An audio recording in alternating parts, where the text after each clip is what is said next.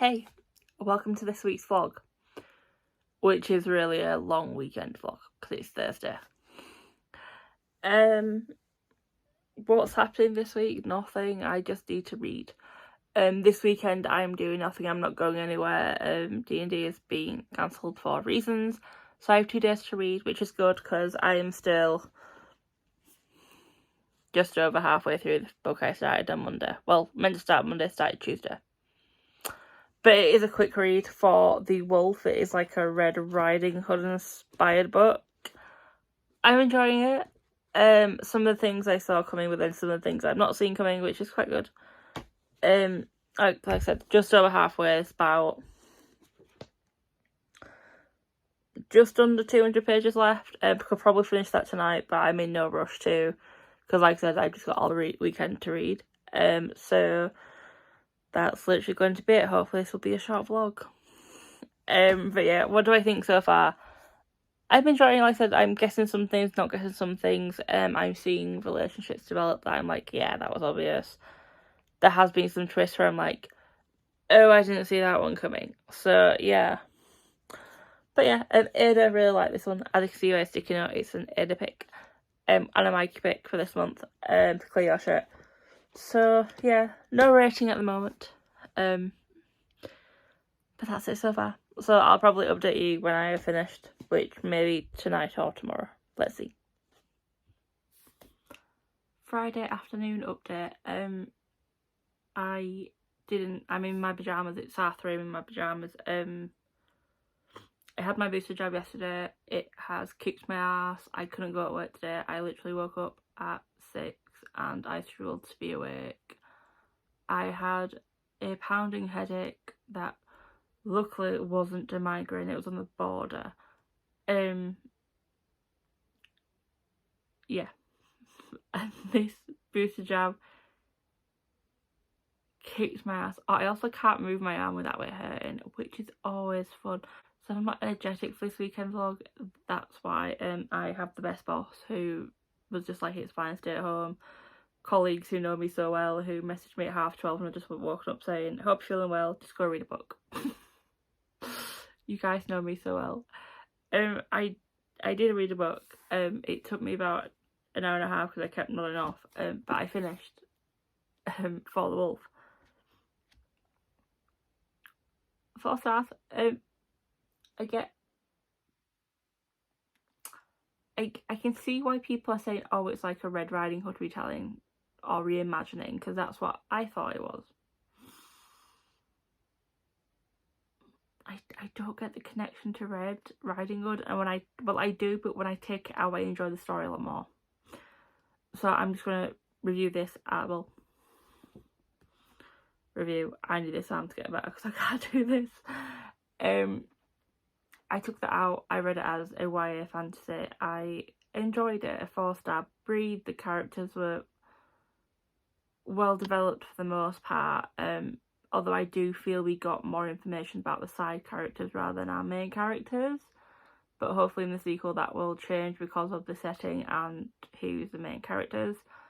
I enjoyed the description of the world, the magic. I think I understand. I'm not 100% sure. I did. It sounds like I didn't enjoy it. I did. I really did. I'm just fighting the urge to sleep, if I'm honest. But I can't sleep all weekend because otherwise I will. Yeah, I just won't sleep on Sunday night for work. So yeah, so 4 stars. So that was for the prompt, a book that was recommended to you. Thank you, Ada. For the next book, I jumped to prompt 21, which is to read a book with a group cast, which is 3 or more characters. I think this has a group cast. I'm not sure. But we're going with it because it's a Peter Pan reimagining.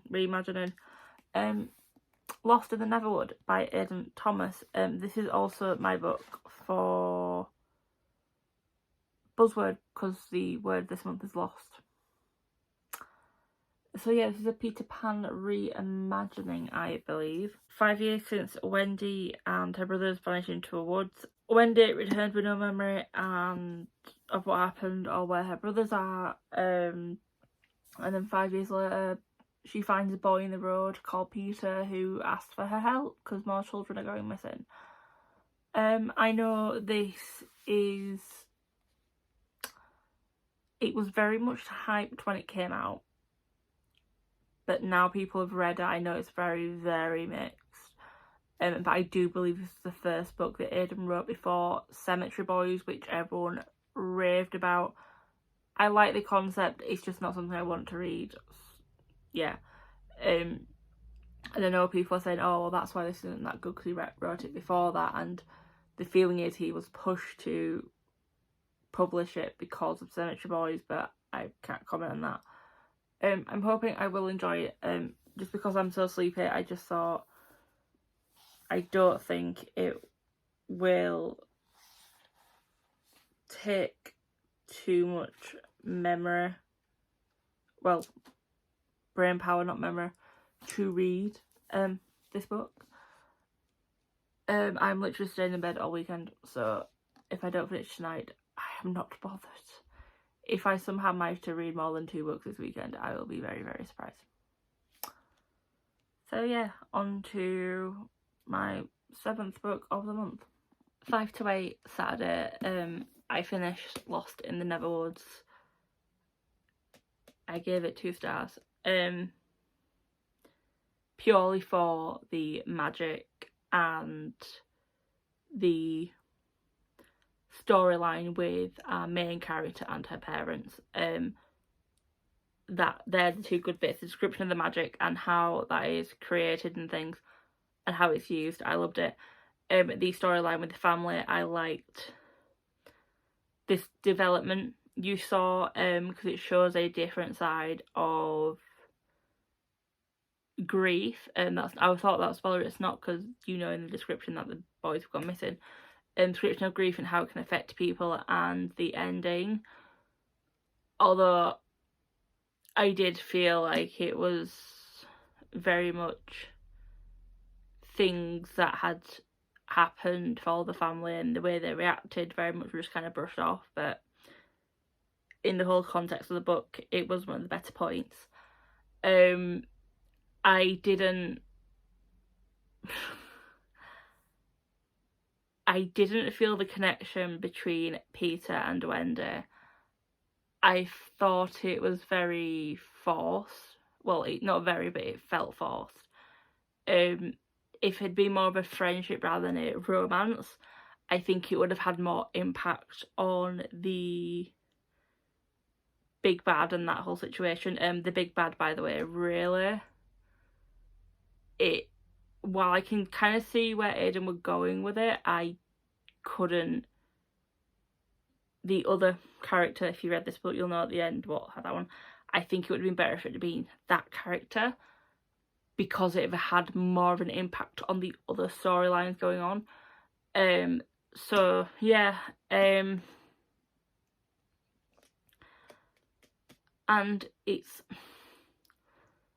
it was like a book set in the real world that had a mix of fantasy and thriller.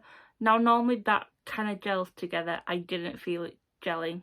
It kind of, especially with the ending, it was just kind of you could feel it all unsticking, if that makes sense. And the detective characters, what was the actual point of them? This was meant to be have a group cast. That was why I picked it, because there were many characters, but they could have interacted more, and it was very much, these are the 2 main characters, these are who we focus on. This character's going to drop in at random moments for random reasons. The 2 parents will be there, and then these detectives you'll meet once at the beginning, once in the middle, once at the end. That's it. And you're not meant to like these detectives, and I'm just like, I haven't met them enough not to like them. So yes, definitely one for the unhaul pile straight away. Yes, so book 6 for ClearUrShit done. I'm gonna go on then. I stopped it. My next, that was also for Buzzwordathon, for Lost.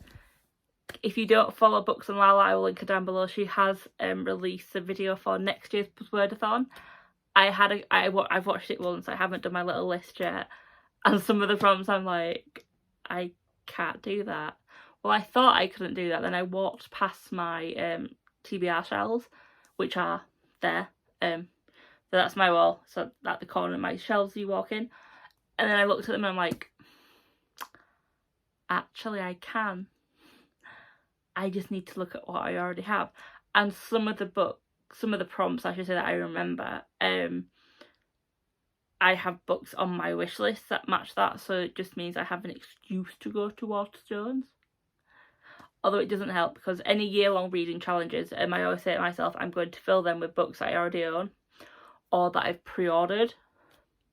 Because I want to get rid of, one of my goals always to read all the books that I carried over from last year. Next year, that's going to be fun. That's going to be my near goal, but I'll talk about that in my goals for 2022 video.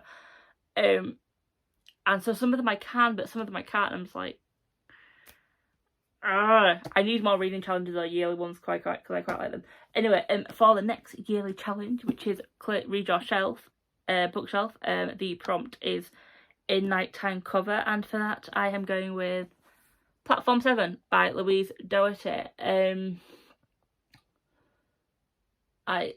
It's a paranormal thriller, I believe. I'll read you the synopsis because it's very short. It's 4 AM and Peterborough railway station seems deserted. On platform 7, the man on the bench thinks he's alone, as far away from the station staff as he can get, but he has company. Lisa Evans knows what he's about to do as she tries and fails to stop him walking towards the platform edge and the approaching train.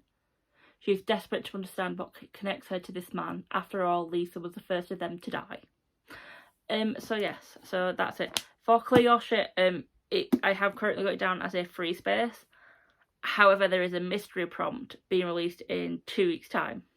So it could connect to that. It could connect to the boss battle.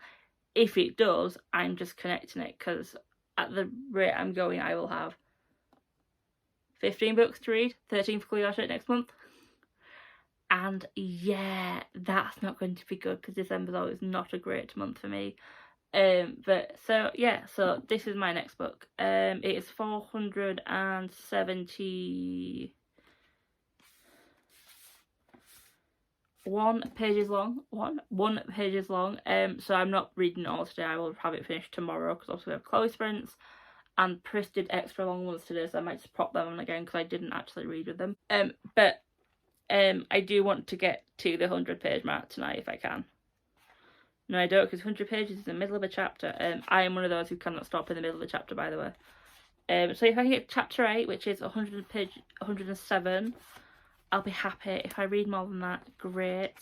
But I've already read 323 pages today, and I am still shattered from yesterday. So I'm going to go... I've done a book journal. I'm going to say I did a book journal, and I've done it. I'm going to go watch Kayla's video again and write down the prompts for next year's Buzzwordathon and Buzzword reading challenge, and get thinking of books for that, so I can kind of have a break between this book before I start this book. But I will probably let you know in the morning what I think of however far I've got through this book. And again, D&D's not on tomorrow, so I have all day to read it, and who knows, maybe somehow I can start another book. No promises. 9:45 on Sunday evening, I have finished Platform 7. I've given it 2 stars, but I'm thinking I'm going to be put it down to 1.5. Let's start on some positives on what I actually liked. The premise sounded so good. The POV of our main character as it's not a spoiler because you can guess from the synopsis, a ghost. I quite like that, how it kind of flowed. Some of the writing I really, really enjoyed. A bulk of the main story I enjoyed. And the one PC who actually did his job throughout the entire book. What I I didn't like. There's a list, so you'll see me looking down. I'm checking my list. Let's start off with, I'm going to try and not spoil some of this book with what I didn't like, but if I do, I apologise in advance. So firstly, the extra supernatural element of our main character was not needed, had no impact on her story, so was not needed. The casual inside plot of child essay that does not show the best light of how it can be dealt with when reported at a young age, and it's just kind of mentioned, quickly rushed through, and then left. With the little ending at the end where I'm like, that shouldn't have happened, because they should have known who he was because of the investigation. And yes, the what felt like endless list of side characters who had minimal impact on the main story. There was two who had a major, I will say, impact on the main story. Obviously we have well, the two ones that I liked, the neighbour and the PC who did his actual job. The side character who was the other character in the main plot of this story was well written, and that was part of the reason I enjoyed some of the writing. I know that can happen in real life, and this connects to what I didn't like, the ending. The amount of evidence that you read in this book, and especially at the ending, and it's not a happy, I will say, ending, I think was the wrong way to go about this book. It is a very hitting, yes, is the right word, Michelle, book. Trigger warnings, I think, are needed. For, as I mentioned, child essay, in a relatable relationship, and gaslighting, and death. But I think if you go into this reading synopsis, you'll know that death is included. It started off really well. I was really enjoying it. And then I felt like I was being bogged down almost by this book, and it was just information on information on information. And if half the paragraphs looking at the side characters that had no impact on the main story were taken out, you could have probably saved yourself about 40 pages. Out of a 471 page, I think. Yes, 471. Out of 471 pages, 40 pages is a lot. And also the side plot of child essay, if it wasn't going, it's kind of one of those again where it's like, it didn't have much of an impact. While it did, because the one PC did his actual job, it made him look into what happened to our main character. Apart from that, I felt it didn't have an impact. There may be someone who's read this and going, actually, Michelle, it did. If you have and it did have an impact, can you let me know? Because I'm so confused. Yeah, so that's the third book of the weekend done. And as you can see with me raising my arm, I am feeling fine now. 2 days after my job, well, 3 days after my job. Yeah, the feeling, my arm stopped hurting yesterday. I could lift it more and more today. I'm like that, and there's no pain. I'm good. I was gonna say I don't feel sleepy. However, I am tired because it is 10 to 10 even, and I have work in the morning. So yeah, a good week. I'm on track with where I should be for, well, numbers of book wise. I'm on track for ClearUrShit. Prompt wise, I'm not. I'm technically 2 weeks behind, but I've already read. Saga Volume 5 was for Prompt 8, which was this week. This is Free Space, which is Prompt 12, and Lost and Never was from Prompt 21. So technically, I'm on track number of books wise. So I'm good. It is the 21st today, so I have like 9 days to read 3 books, which is doable. Except Saturday night I have a wedding, and Saturday during the day I don't know if I'm actually going to be at home or if I will be out, because one of my best friends is coming up for the wedding reception. So yes, I might be with him for a few hours, I don't know. But I'm going to wrap up this video here that I thought I would be making, but still a decent vlog to say that I was dealing with side effects of a jab. So I'll wrap this up here. Until next time, bye.